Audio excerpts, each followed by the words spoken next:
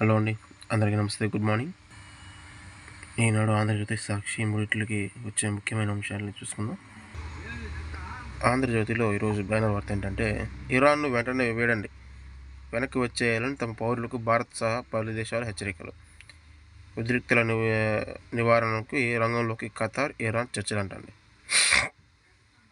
అట్లాగే లిన్తో మద్యం అక్రమాలకు చెక్. ప్రతి మద్యం సీసాకు ఓ గుర్తింపు నెంబరు, స్టేట్కు, బ్రాండ్కు ప్రత్యేక కోడ్, 20కు పైగా అంకెలతో లిన్. సీసా లేబుల్ పైన నెంబర్ ముద్రణ, అది చించేస్తే బ్రాండ్ పేరు పోతుంది. సో బెల్ట్లు నకిలీ అడ్డుకట్టుకు ఎక్సైజ్ గట్టి చర్యలంట. ఎన్ని చర్యలు తీసుకున్నా కల్తీ మద్యం అయితే జరుగుతూనే ఉంటుంది అన్నమాట. అట్లాగే పెరిగిన చలి అని చెప్పేసి ఒక ఇది రాశారు. మంచులో వాహనాలకు రాకపోకలకు అంతరాయం, తిరుపతిలో పలు విమానాల ఆలస్యం. తిరుపతిలో చలి బాగా విపరీతంగా పెరిగిపోయిందండి. ఉద్యోగులకు పండగ వచ్చే. ఉద్యోగులు, పోలీసుల ఖాతాల్లో పెండింగ్ డిఏ, డిఆర్ ఏరియార్లు ఒక్కొక్కరికి 70,000 నుంచి 80,000 లబ్ధి. సో 5.70 లక్షల మంది ఖాతాలో నిధులు జమ చేసిన ఆర్థిక శాఖ అండి. సో ఇక్కడ చూస్తే కోడి పందాల గురించి రాశారు. అంటే కోట్లు. తొలి రోజే 300 కోట్లకు పైగా పందాలంటండి. హైటెక్ బర్లు, పందుల రాయలు, కోలాహలం, యథేచ్ఛగా పేకాట, గుండాట, 3 ముక్కలాట. ఎటు చూసినా జిగేల్ కార్పొరేట్ లుక్. సంక్రాంతి తొలి రోజున జూద క్రీడల జాతర అంటండి. నూజివీడులో కారవాన్లో క్యాసినో క్రీడలు, పేద అమిరంలో కోటితో ముసుగు పందెం. కాకినాడలో తెలంగాణ సందడి, 80 కోట్ల పందాలు. ఇన్నోవా కారు, బుల్లెట్ బహుమతితో జోష్. బుల్లెట్ గెలుచుకున్న బాపట్ల ఎమ్మెల్యే నరేంద్ర వర్మ అంట. అట్లాగే వైద్య సేవలకు విస్తరణకు పీపీపీఏ మేలు. రాష్ట్రానికి కేంద్ర సూచన. ఆరోగ్య కార్యదర్శికి కేంద్ర సంయుక్త కార్యదర్శి లేఖ. మధ్య చిన్న స్థాయి నగరాల్లో ఆరోగ్య సేవలకు తక్కువ.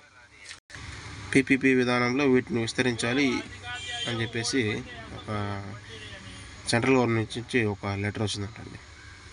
అట్లాగే నారావారిపల్లికి పండుగ కళ. స్వగ్రామానికి భోగి వేడుకల్లో సీఎం అర్జీలు స్వీకరించిన మంత్రి లోకేష్ అంట. సో 3.25 లక్షల కోట్లతో రఫేల్స్ కొనుగోలు అంటండి. 114 యుద్ధ విమానాల కోసం డీల్. భారత్లను తయారు చేసేలా ప్రణాళికలు అంటండి. రక్షణ శాఖ పరిశీలనలో ప్రతిపాదన ఒప్పందం. ఈ వారాంతంలో నిర్ణయం తీసుకునే అవకాశం అంట. సో రఫేల్ యుద్ధ విమానాలు కొంటున్నారంట సెంట్రల్ గవర్నమెంట్. సో 3.25 లక్షల కోట్ల దానితో పెట్టుబడి పెడుతున్నారు అనమాట. అట్లాగే తాడిపత్రిలో ఒక్కొక్క వింతగా చేశారంట. పందులతో పోటీలు అంటండి. తాడిపత్రిలో సంక్రాంతి వేడుకల్లో భాగంగా అనంతపురం జిల్లా తాడిపత్రిలో బురద పందుల పోటీలు నిర్వహించారంట. మున్సిపల్ చైర్మన్ జేసీ ప్రభాకర్ రెడ్డి ఆధ్వర్యంలో పట్టణంలోని జూనియర్ కళాశాల మైదానంలో జరిగిన ఈ పోటీలను తిలకించేందుకు జనం ఆసక్తిగా తరలివచ్చారు. ఈ పోటీల్లో పాల్గొన్న పందుల యజమానులకు 20,000 నుంచి 5,000, 10,000 చొప్పున నగదు బహుమతులు అందజేశారని నిర్వాహకులు చెప్పారు. అట్లాగే ఐప్యాక్ పంచాయతీ సుప్రీం కంటండి. మమతా ఈడీ పిటిషన్లు కొట్టివేసిన కలకత్తా హైకోర్టు నేటి నుంచి ఈడీ పిటిషన్పై అత్యున్నత న్యాయస్థానంలో విచారణ. సో వీళ్ళ గొడవ ఇంకా ఇప్పుడప్పుడే తేలేటట్లేదు. ఐప్యాక్కి, అట్లాగే సెంట్రల్ గవర్నమెంట్ ఈడీకి. అట్లాగే ప్రకృతి సమతుల్యతే పొంగల్. ఇది ప్రపంచ స్థాయి పండుగ. పురాతన నాగరికతను చిహ్నం. ప్రధాని నరేంద్ర మోదీ ఉద్ఘాటన. సంక్రాంతి వేడుకల్లో పాల్గొన్న పీఎం, వేడుకల్లో పాల్గొన్న కేంద్ర మంత్రులు.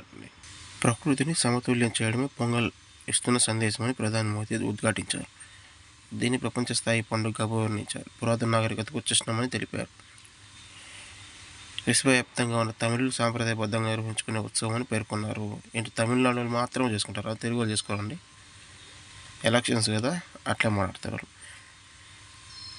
ఢిల్లీలోని కేంద్ర మంత్రి ఎల్ మురుగన్ నివాసంలో బుధవారం పొంగల్ వేడుక నిర్వహించారు. ఈ కార్యక్రమంలో హాజరైన ప్రధాని మోదీ దాదాపుగా తమిళ సాంప్రదాయాన్ని పాటించారు. ఎలక్షన్స్ ఉన్నాయి కదా అందుకు. ఈ వేడుకలకు తమిళనాడుకు చెందిన పలువురు ప్రముఖులతో పాటు ఉపరాష్ట్రపతి సిపి రాధాకృష్ణన్, ఇటీవల విడుదలైన తమిళ మూవీ పరాశక్తి బృందం కూడా హాజరైందంట. ఇది ఎంత దారుణో చూడండి. సంక్రాంతి అనేది, పొంగల్ అనేది ఓన్లీ తమిళనాడుకి మాత్రం సంబంధించిందంట.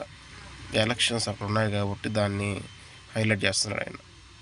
అదే ఆంధ్రాలో ఎలక్షన్లు ఉన్నాయనుకోండి, ఆంధ్రాలో తెలుగు వాళ్ళు చేసుకునే పండుగ అనేవాళ్ళు. అట్లాగే నారావారిపల్లికి పండుగ కల్లా అర్జీలు స్వీకరించిన మంత్రి లోకేష్. తిరుపతి జిల్లా చంద్రగిరి మండలం నారావారిపల్లిలో సీఎం చంద్రబాబు నాయుడు కుటుంబ సభ్యులతో కలిసి బుధవారం భోగి సంబరాలు నిర్వహించారు. తెల్లవారుజామున భోగి మంటలు వెలిగించి వేడుకల్లో పాల్గొన్నారు. హరిదాసు సంకీర్తనలు గంగిరెద్దుల ప్రదర్శన సతీమణి భువనేశ్వరి కలిసి తిలకించారంట. అట్లాగే సాక్షిలో చూసుకుంటే వీళ్ళు చూడండి పండగ పూట కూడా గ్యాప్ ఇవ్వకుండా చంద్రబాబు నాయుడు ఎట్లా చదువుతున్నారో అర్థం కావట్లేదు.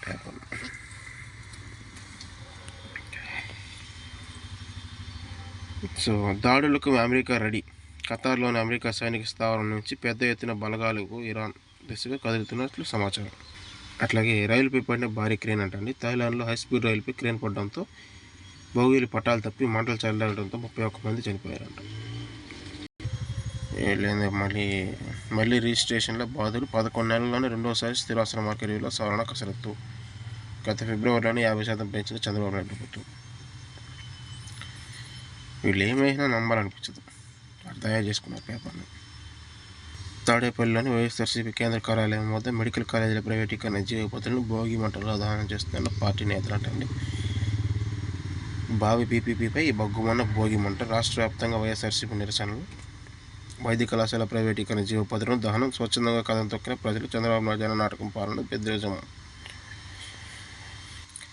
అట్లాగే సీఎం ఇంటి ముందు వృద్ధ దివ్యాంగుడి ఆత్మహత్య యత్నం ఉంటుంది. గత ఏడాది తన సమస్యను సీఎం చంద్రబాబు నాయుడు చెప్పుకున్న ఫలితం 0. మరోసారి ముఖ్యమంత్రి సమస్య చెప్పుకునేందుకు నారావారపల్లి రాక అధికారులు అనుమతించకపోవడంతో పురుగుల మందు తాగిన వృద్ధుడు పరిస్థితి విషమం ఉంటుంది. అయితే ఆయన్ని పరిస్థితి విషమించడంలో సిమ్స్కి తరలించారంట. ఆయన పరిస్థితి కొంచెం బాగానే ఉందంటే ఇప్పుడు. అట్లాగే ఆయన సమస్య కూడా విన్నారు. ఖచ్చితంగా తీరుస్తామని హామీ ఇచ్చారు చంద్రబాబు నాయుడు గారు. దాన్ని మాత్రం రాయలేదు వీళ్ళు. అట్లాగే కోస్తాలో బరువు రాజ్యం. విచ్చలవిడిగా కోడి పందాలు అత్యధికంగా ఏర్పాట్లు అంటండి. సంక్రాంతి అంటేనే కోడి పందాలు, ఆవుల పందాలు అన్నీ ఉంటాయి. అవన్నీ చేసుకుంటేనే కదా సంక్రాంతి. మీ గవర్నమెంట్ కూడా ఇదే చేస్తారు. ఇప్పుడు మాత్రం గవర్నమెంట్ తప్పని అదే పనికి పోలీసులు పట్టించుకోవట్లేదు. అది ఇదని రాస్తున్నారు. సంక్రాంతి జరుపుకోకూడదా? ఎంత చెప్పండి. హిందూ పండుగలు జరుపుకోకూడదు అనేసి అది వదిలేసి గవర్నమెంట్ పట్టించుకోవడం లేదు అవన్నీ ఎందుకండి. అట్లాగే NTV input editor arrest. Reporter సుధీర్ను సైతం అరెస్ట్ చేసిన సిట్. మరో రిపోర్ట్తో సహా 6 నుంచి వాగ్మూలం అంట. తెలంగాణ రాష్ట్ర మంత్రి కోమటిరెడ్డి వెంకటరెడ్డి ఓ ఐఏఎస్ అధికారికి పేరు ప్రస్తావించకుండా కథనం ప్రసారం చేసిన కేసులో 3 జర్నలిస్టులు ప్రత్యేక దర్యాప్తు బృందం సిట్ అధికారులు బుధవారం అదుపులోకి తీసుకున్నారంటండి. అయితే ఒక మంత్రికి అట్లా ఒక ఐఏఎస్ అధికారి ఉంది కదా, ఆమెకి అక్రమ సంబంధం అంటగట్టి ఒక ఇది రాశారనమాట. అందుకని అరెస్ట్ చేశారు వీళ్ళు. అది మాత్రం రాయట్లే.